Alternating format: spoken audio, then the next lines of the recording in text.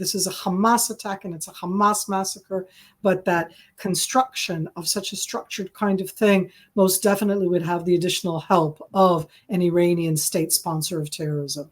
Why am I worried about Hezbollah? Let's be clear. Hezbollah is 10 times stronger than Hamas. And I feel, if I said before that the losers are the Palestinian people, individuals, then if Hezbollah attacks us, the losers will be the Lebanese people, because we will respond.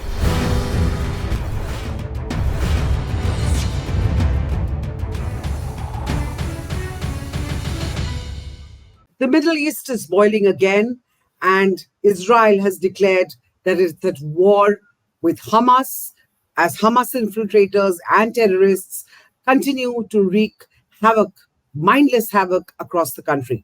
The three-day war has already left over 1,200 killed so far, and God alone knows how many are injured. I'm joined by Colonel Miri Eisin, former Deputy Head, Combat Intelligence Corps of the Israel Defense Forces.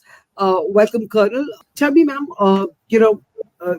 Hamas's attack is based, they've always wanted to sort of mount this kind of an attack. But do you think the manner in which they mounted it, the surprise element, do you think they've had outside help? Why now? Why attack now? The historical grievances have been there for decades. Or do you think there's some particular reason that they've attacked now? So an attack of this sort takes years to prepare. This isn't something that they said last week because of the perhaps upcoming Saudi agreement that they were going to attack. That's already a question of the timing, meaning you prepare the capabilities, you train them, and at the same time, you try to hoodwink us. And there's no question, as we all understand, I'm not trying to gloss this over, we were hoodwinked in a variety of different ways.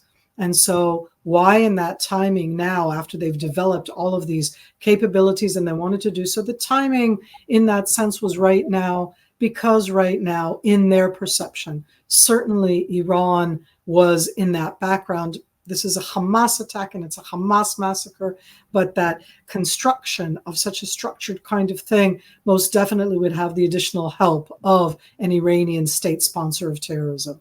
In addition, that upcoming Saudi agreement, that adds in the Israeli government in that sense, which is all about talk at the end, but it's more about the perception that in Israel right now, our inner capabilities were and are perceived by the countries around us as us being weak, not understanding the concept of democracy and of the debate going on and of the protests that are completely civil protests going against and for and against in that sense in democratic modes, to perceive this as our weakness. Having said all of that, Hamas did so after years of really hoodwinking us. And it's on several different levels, so that timing is for them the best. We were at our lowest amount of troops because it was a Jewish holiday, so that everybody, you always have like a minimal amount.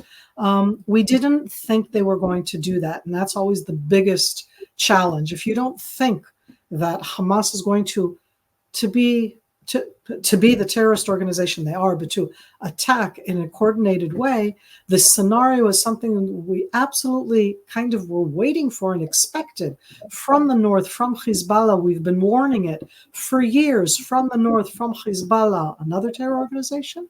But the timing in this case is Hamas, that overwhelmingly want to stand as the resistance for the Palestinian people. I think that the biggest losers of the Hamas massacre, murderous attack against Israel are the Palestinian people, because we're not going to do anything with them. And their massacring Hamas leaders have brought them to a place where we will never trust and never, in that case, be able to bring for them the future that those people there would probably desire. What is, however, the immediate concern of the IDF, of the Shin Bet? The immediate, because their attack was two-pronged. One was going into these border villages and the other was attacking the military posts at the frontiers. So both those issues are still very, very alive. So they're still ongoing, as we said. The IDF, it may take us time sometimes, but we are both effective and efficient and strong, and we know what we're doing, and we're defending our country, our citizens, our civilians, and we will prevail.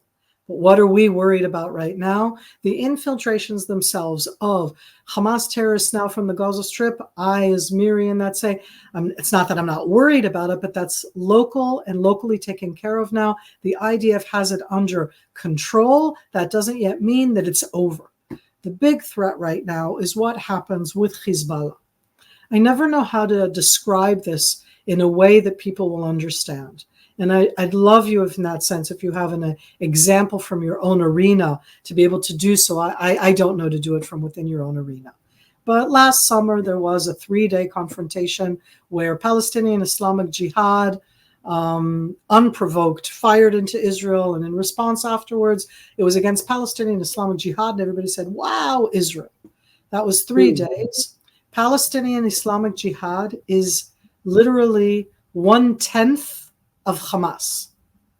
Right. Hamas did this, and with surprise, and very coordinated, and 2 years into the planning, most likely with a lot of Iranian ideas, but the execution here is absolutely Hamas. Why am I worried about Hezbollah? Let's be clear. Hezbollah is 10 times stronger than Hamas.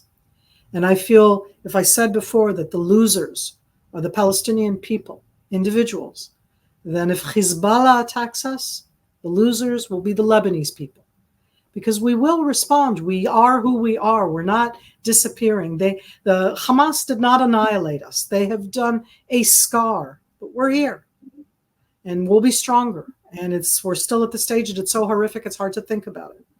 If Hezbollah join in, oh my God, I mean, as I said, 10 times what we've seen over the last 3 days. We're much more prepared opposite Hezbollah.